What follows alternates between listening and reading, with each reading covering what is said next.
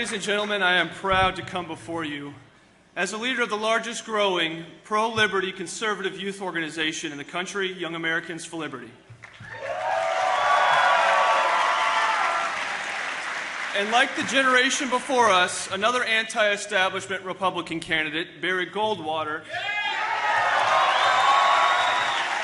inspired a generation that led to the Reagan Revolution.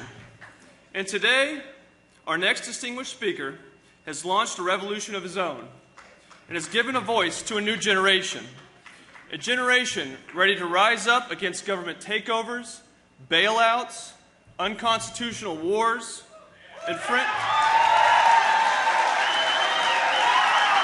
infringements on our civil liberties, and a national debt that will crush our future. And so I ask you to rise to your feet and join me, put your hands together as I introduce the champion of the Constitution, Congressman Ron Paul.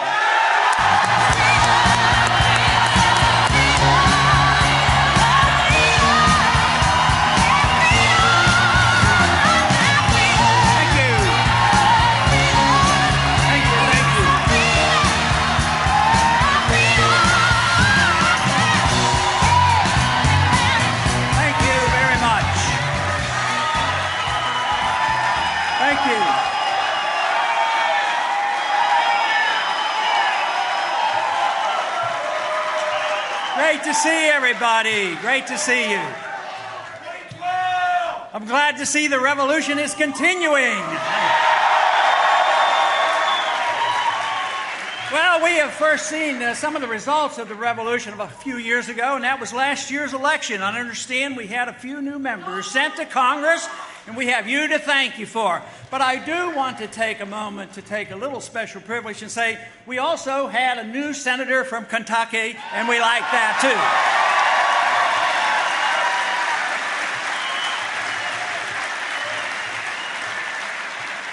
So there's a lot of exciting things going on. There is truly a revolution going on in this country, and we've been dealing with this and encouraging it because I do believe that we live in a time where we do need a change in attitude, a change in ideas. We don't need to just change the political parties. We need to change our philosophy about what this country is all about.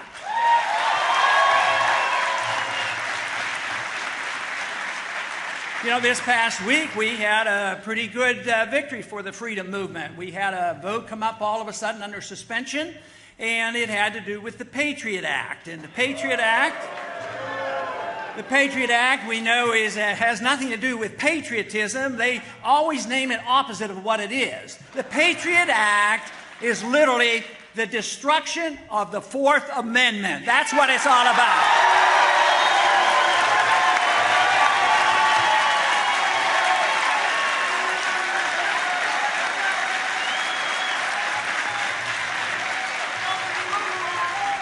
Now, the one thing in Washington they haven't quite understood is what's happening in grassroots America, because they assumed that everybody loved the Patriot Act. We'll bring it up under suspension and pass it automatically. Well, we didn't get a majority vote, but they didn't pass it automatically with a 2/3 vote, sending a message that this country is waking up and we want to protect our civil liberties as well as our economic liberties.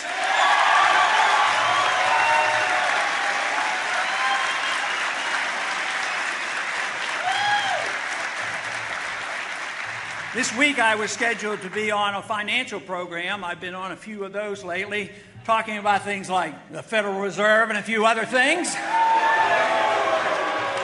But I never got around to talking about this program this week about the Federal Reserve because all of a sudden there was a speech given by Mubarak about his potential resignation. Of course, he resigned today. So that was the subject. But a lot of people now say, what should our position be? What should our position be about finding the next dictator of Egypt? And I would say we need to do a lot less, a lot sooner, not only in Egypt, but around the world.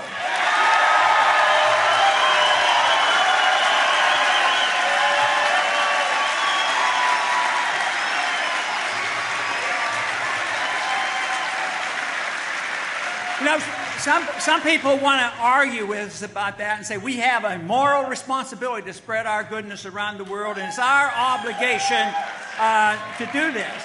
But let me tell you, fiscal conservatives should look at this carefully. How much did we invest in that dictator over the past 30 years? $70 billion we invested in Egypt.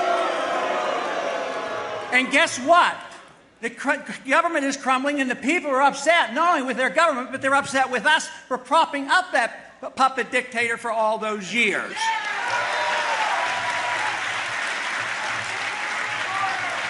Now, to add insult to injury, where do you think the money went? To Swiss bank account.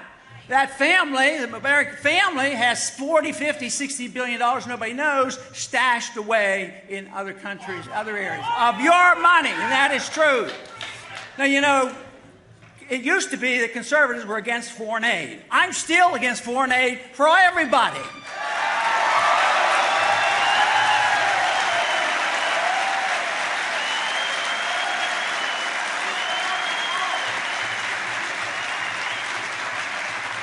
Now, I have a saying that I've used to describe foreign aid. Foreign aid is taking money from the poor people of a rich country and giving it to the rich people of a poor country. And there can't be a better example of that than what we did with Egypt. We took money from you, made people poorer, it contributed to our debt, billions and billions of dollars, and all we get is chaos from it and instability. There's nothing wrong with what the founders talked about. They talked about having friendships and trading, getting along with people, and staying out of the entangling alliance in the internal affairs of foreign nations when it's none of our business.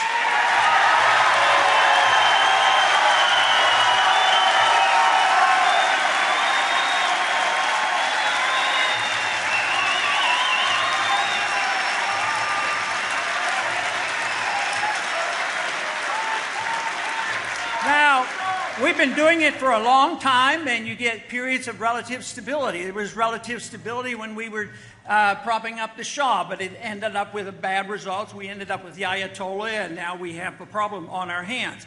But all the Middle East is unstable because of this. Now it's Tunisia, next it's Egypt, and it's going to keep going because all the problems are there because the people don't like us propping up their dictators no more than we would like it if a foreign country came in here and propped up a dictator in our country.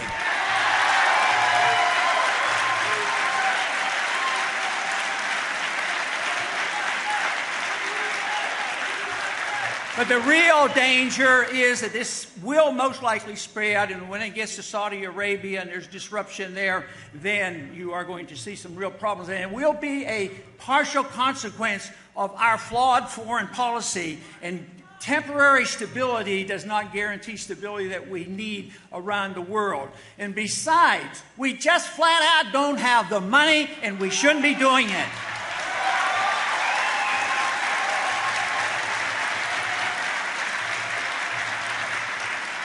Just remember, the Soviet system did not collapse because we had to fight them. They collapsed for economic reasons. Guess where their final plunge was on their empire? Afghanistan.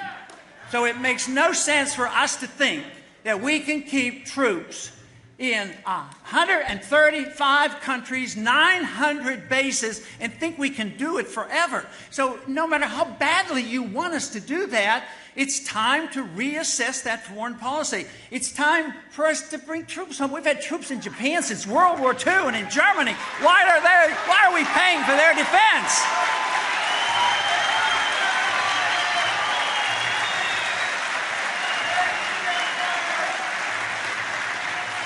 Now, you know, there's been a lot of talk about the budget deficit, and that's something that I was concerned about, you know, just a few years back, like 1976. And that's why I haven't voted for any appropriation bills during that period of time either. But people are starting to recognize it's bad. You know, we have to do something about it. We have to have a balanced budget amendment, all these things. But, you know, unfortunately, even in spite of the improvement in the Congress right now, we don't have the votes, which is tragic. It's going to continue. And we're going to continue to bail out. We're going to continue to spend the money. Nobody wants to cut. I'm sure that half the people in this room won't cut one penny out of the military. And the military is not equated to defense. Defense spending is one thing. Military spending is what Eisenhower called the military-industrial complex, and we have to go after that.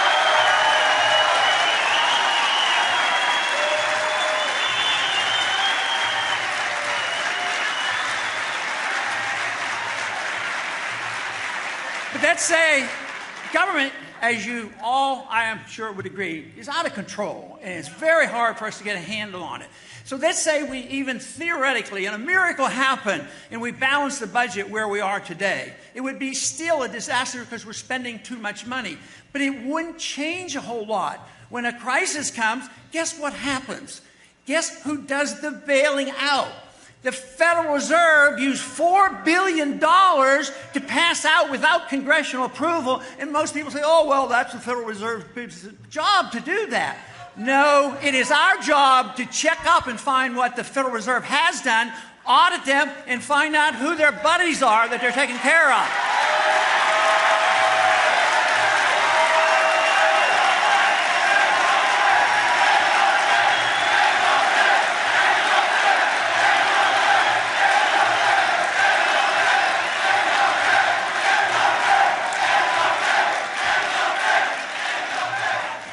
The Federal Reserve creates money out of thin air. They can loan to banks, central banks of the world, to other governments and international financial institutions, and we're not even allowed to know. They resent the fact that when I ask these questions that they don't have to give us information. That's why the bill to audit the Fed is the first step to ending the Federal Reserve.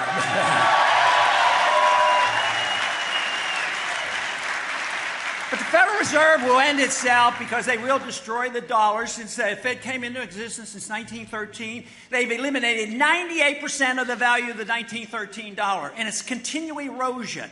They pumped up at first when the crisis hit $1.2 trillion, another $600 billion, and believe me, there is an economic law that says you just can't continue to do this. So Congress has a responsibility. They should cut back, but Congress has a responsibility to protect the value of the currency, and that means that we have the moral and the legal authority to put checks on the Federal Reserve System.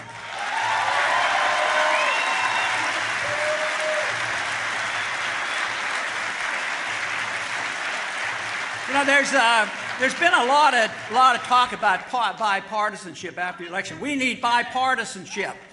And, you know, in some ways that might be true, but I'll tell you what I think about it. I think and I believe that we've had way too much bipartisanship for about 60 years.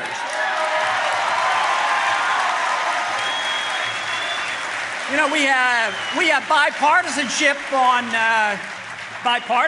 on medical care. You say, yeah, you know, the current administration has given us bad new medical care, but what is done on the other administration? We've been involved for a long time.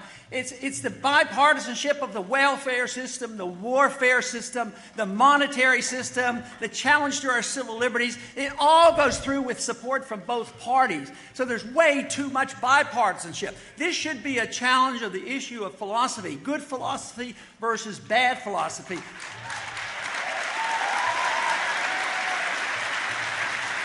And when you can agree on something, you should make coalitions with whomever will agree with you and come together.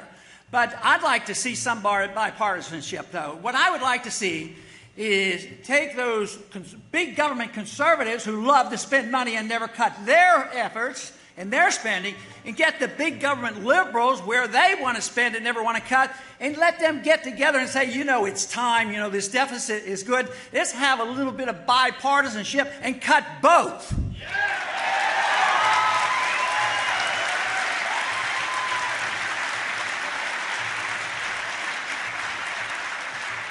There's been talk lately about American exceptionalism. Man, we like to talk about that. I think we certainly live in an exceptional country. We have been blessed. It's been the greatest country, most freedom, most prosperity. My concern is I'm afraid we're losing it.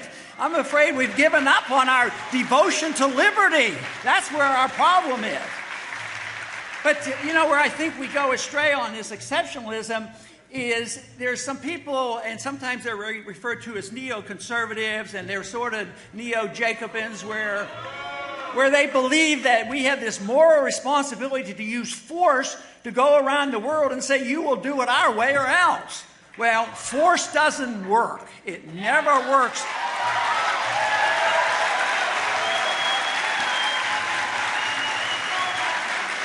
The best way to get people to act more like us if we're doing a good job is for us to have a sound economy, a sound dollar, treat people decently, have a foreign policy that makes common sense, treat people like we want to be treated, and then maybe they would want to emulate us and say, freedom does work and we ought to try it. But we can't force it on other people. You know, there's one general rules about what we should expect from government. There is, the First Amendment is a great amendment. Freedom of expression is protected. The government shall write no laws in reference to our freedom of expression. It doesn't say that we're to have an expression of only the non-controversial ideas. It's freedom of expression.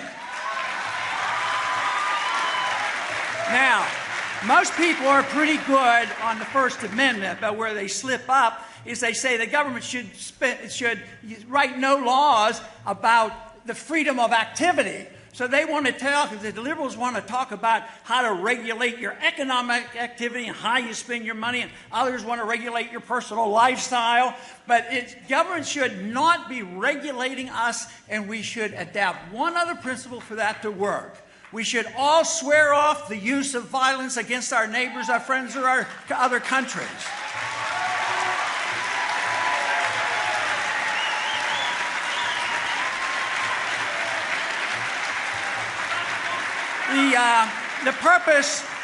The purpose of all political activity, from my viewpoint, is to promote liberty. Liberty is the most important element. Liberty comes from our Creator. It doesn't come from our government. If we have a free society, we can go about our business and do our very best, work toward virtuous things and work toward excellence. When government takes over the role of making us virtuous and making us excellent and redistributing the wealth, they only do it at the expense of liberty, and that's why we're in such terrible shape today, is because we've allowed the government to be so much involved. Government should never be able to do anything you can't do.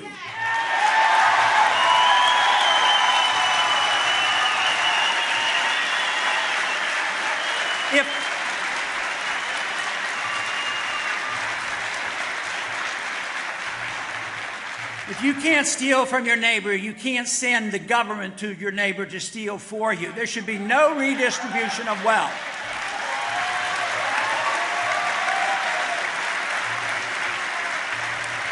The exciting things that are happening today and gets me energized is coming to events like this and meeting with the young people and going to the campuses and finding out what Young Americans for Liberty have done. And believe me, the ideas and the principles of liberty are alive and well in the next generation, and there's every reason in the world for us to be optimistic about what's coming.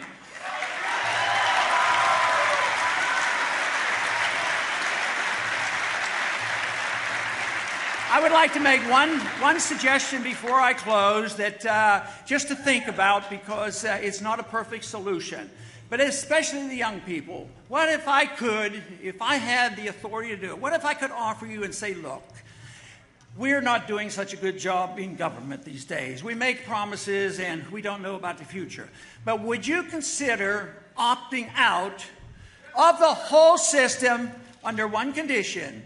You pay 10% of your income, but you take care of yourself. Don't ask the government for anything.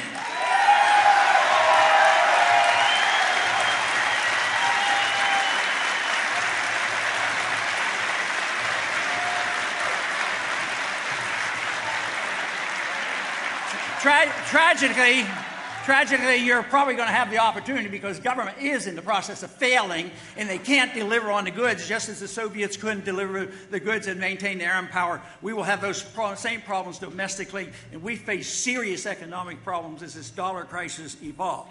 But let me close with comments from Sam Adams. He says, don't worry about it if we're not a majority. All we need is a minority keen on spreading the brush fires of liberty in the minds of men. That is what we need to do. And believe me, the brush fires are burning. They will not be able to squelch the brush fire. They're burning and they're spreading, and people are getting excited because they're starting to separate it out, what true liberty is all about, what market liberty, personal liberty is, and what it means in foreign policy, what it means in our traditions, the American tradition, what it means because the Constitution confirms and confers with what I'm saying. There is no authority in the Constitution to have a Federal Reserve system, no authority for the welfare state, and no authority for the police state. It's not there.